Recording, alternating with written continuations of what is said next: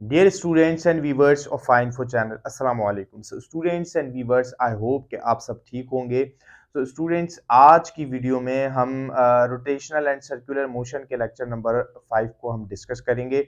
और lecture number 5 में आज हम पढ़ेंगे बैंकिंग ऑफ रोड को। सो बैंकिंग ऑफ रोड जो है आज हम डिस्कस करेंगे। सो अगर आपने अभी तक जो है वो प्रीवियस वीडियोस नहीं देखे जिसमें हमने एंगुलर मोशन में जो है वो एंगुलर डिस्प्लेसमेंट, एंगुलर वेलोसिटी और एंगुलर एक्सेलरेशन को डिस्कस किया है, तो लाजमी आप देख लें। प्लेलिस्ट में आपको जो है वो वीडियोस मिल जाएंगी। इसी तरह से डिस्क्रिप्शन में भी उसका लिंक आपको मिल जाएगा। सो स्टूडेंट्स, स्टार्ट करने से पहले अगर अभी तक आपने चैनल सब्सक्राइब नहीं किया तो चैनल को सब्सक्राइब कर लें, तो और बेल आइकन को भी क्लिक कर लें ताकि हर आने वाली वीडियो का नोटिफिकेशन आपको मिल सके। और स्टूडेंट्स, वो जो है वो स्टूडेंट्स के जो नेट 1 का जो है वो टेस्ट देने जा रहे हैं इस मर्तबा, उनके लिए ये वीडियो काफ़ी हेल्पफुल रहेगा। सो वो स्टूडेंट्स या आपके फ्रेंड और फैमिली सर्किल में कि जो नेट 1 का टेस्ट देने जा रहे हैं, उनके साथ भी ये वीडियो जो है वो ज़रूर शेयर करें, उनके लिए भी ये हेल्पफुल रहेगा। सो स्टार्ट करते हैं स्टूडेंट्स। बैंकिंग ऑफ रोड किसे कहते हैं? सो स्टूडेंट्स, जो है आपने अक्सर इसको ऑब्जर्व किया होगा और ये एक्सपीरियंस भी किया होगा कि जब आप जो है वो कभी जो है वो व्हीकल में ट्रैवल करते हैं और जो है वो कोई लॉन्ग जो है वो रूट के ऊपर आप ट्रैवल कर रहे होते हैं, सम टाइम ऐसा होता है वहाँ पे शार्प टर्न आते हैं। सो शार्प टर्न के दौरान स्टूडेंट्स, हमें जो हम जो है वो गाड़ी के अंदर बैठे होते हैं या अगर कार के अंदर बैठे हुए हैं, सो हमें ऐसा लगता है कि हमें जो है वो एक आउटवर्ड जो है वो एक फोर्स लग रही है। जब भी हमारी गाड़ी या हमारी कार जो है वो शार्प टर्न जो है वो लेती है, तो हमें ऐसा लगता है कि हम बाहर की तरफ गिर रहे हैं। सो उस कंडीशन में जो है वो सेंट्रीपिटल फोर्स जो है वो अप्लाई हो रही होती है towards the centre of the circle, और उसके अपोजिट डायरेक्शन में एक सूडो फोर्स लगती है जो हमें बाहर की तरफ जो है वो धकेलती है। उसको हम सेंट्रीफ्यूगल फोर्स के नाम से भी जानते हैं, जो कि एक इमेजिनरी फोर्स होती है, उसको सूडो फोर्स कहा जाता है।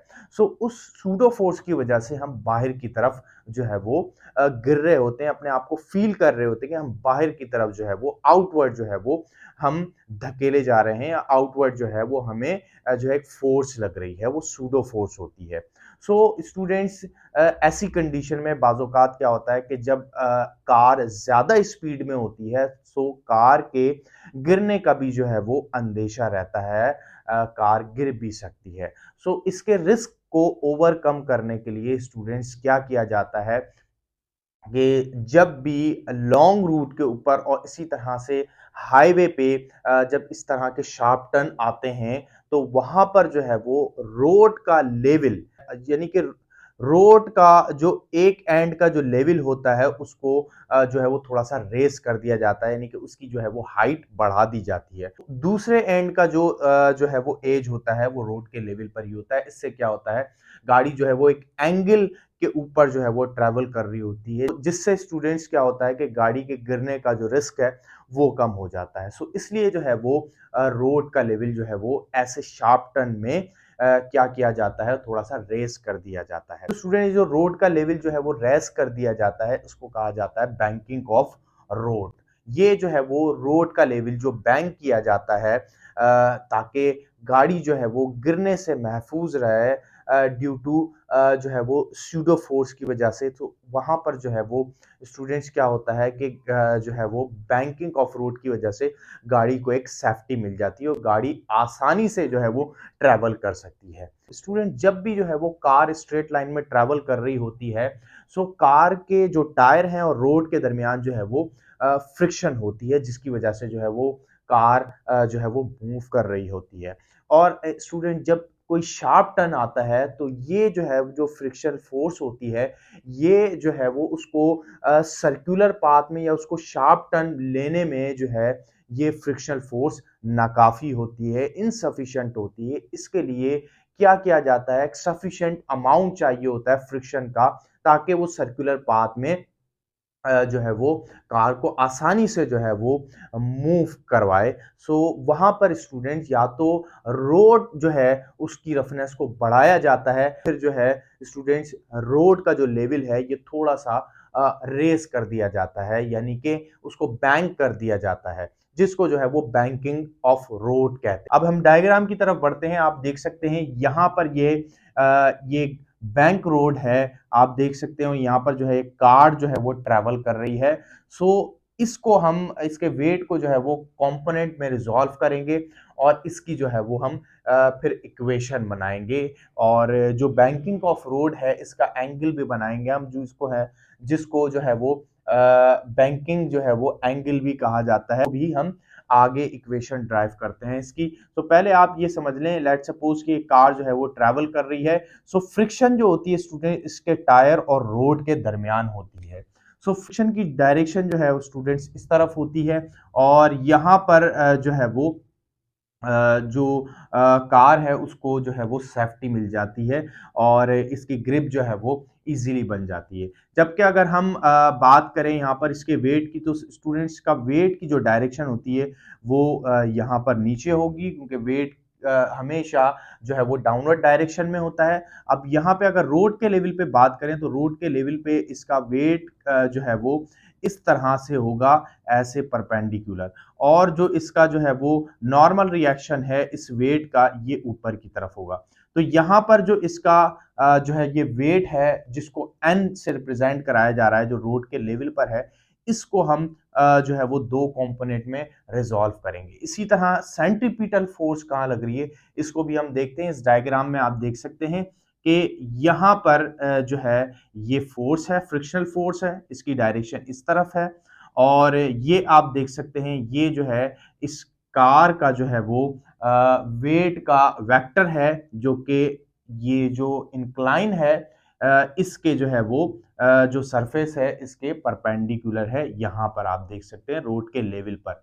और ये वाला जो आप जो है वो वेक्टर देख रहे हैं ये जो है वो सेंटीपिटल फोर्स को डिनोट कर रहा है, यानी कि इस तरफ जो कार जो है कार के बिल्कुल इस तरफ जो वेक्टर होगा ये जो है सेंट्रीपिटल फोर्स का वेक्टर होगा, यानी कि यहाँ पर जो है वो कार को सेंट्रीपिटल फोर्स जो है वो प्रोवाइड हो रही होगी इस तरफ। और ये जो है अब अगर हम कंपोनेंट में देखें तो यहाँ पर जो है ये जो है ये वेट का वेक्टर है, ये इसका जो है वो एक्स कंपोनेंट है, यहाँ पर जो है इसका वाई कंपोनेंट होगा, सेंट्रीपिटल फोर्स की डायरेक्शन में इसका वाई कंपोनेंट होगा। इसी तरह से अगर हम ये जो फ्रिक्शनल फोर्स है इसके भी अगर हम कंपोनेंट बना लें तो इसका y कंपोनेंट इस तरफ होगा नीचे की तरफ, और x कंपोनेंट जो है होगा वो इसका जो है वो सेंटीपिटल फोर्स की डायरेक्शन में होगा। तो इसी को जो है वो हम रिसॉल्व करेंगे। सबसे पहले जो है वो हम जो कार का वेट है रोड के लेवल पे इसके कंपोनेंट को रिसॉल्व करके हम इक्वेशन बनाएंगे।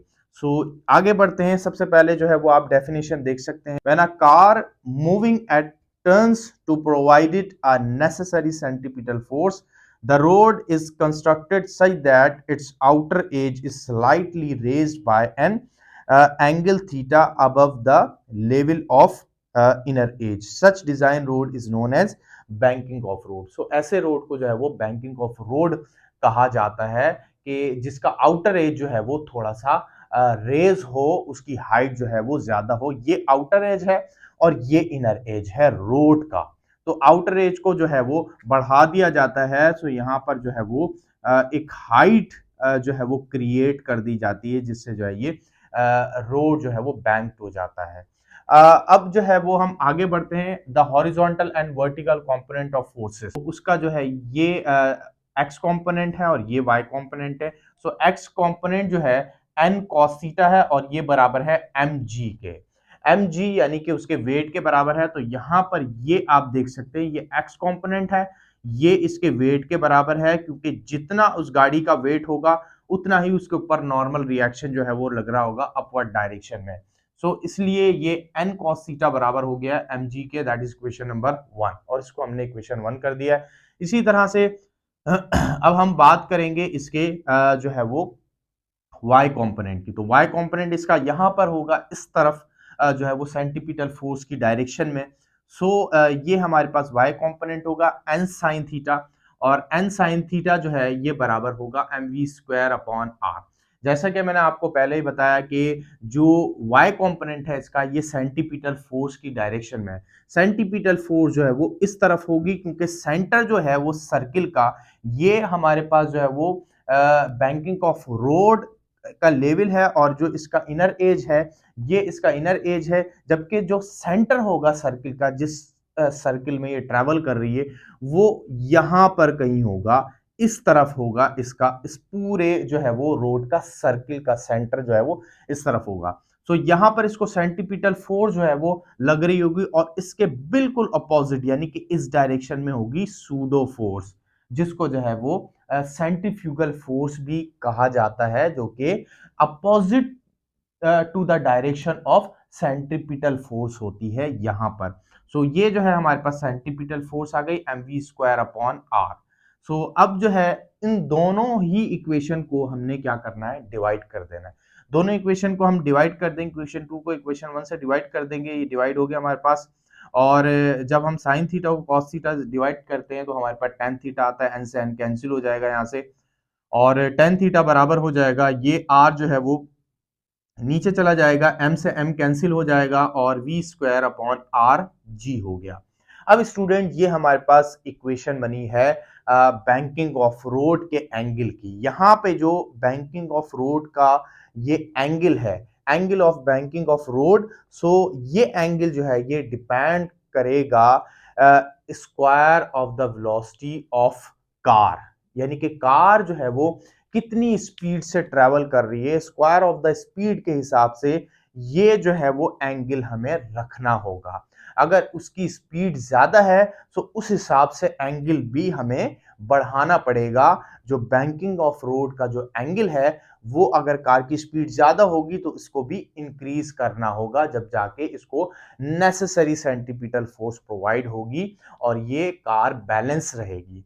और इसी तरह से ये जो एंगल है ये रेडियस ऑफ द सर्किल के ऊपर भी जो है वो डिपेंड कर रहा है कि ये जिस कार जो है जिस सर्किल में ट्रेवल कर रही है उस सर्किल का रेडियस जो है वो कितना बड़ा है। अगर रेडियस छोटा होगा तो एंगल हमें इंक्रीज करना होगा, बढ़ाना होगा, और अगर रेडियस जो है वो बड़ा होगा तो एंगल जो है वो हम कम रखना होगा हमें उस हिसाब से, क्योंकि इनवर्सली प्रोपोर्शनल का रिलेशन है और ग्रेविटी से भी ये एंगल जो है वो इनवर्सली प्रोपोर्शनल है। अब अगर इसी इक्वेशन में अगर हमें वेलोसिटी कैलकुलेट करनी है तो वेलोसिटी को हम रीअरेंज कर सकते हैं। यहाँ से ये r और g जो है डिवाइड कर रहा है, वहां जाके मल्टीप्लाई करेगा, और ये v is equal to under root R G tan theta हो जाएगा हमारे पास। यानी कि जो वेलोसिटी है ये बराबर हो जाएगी under root R G tan theta.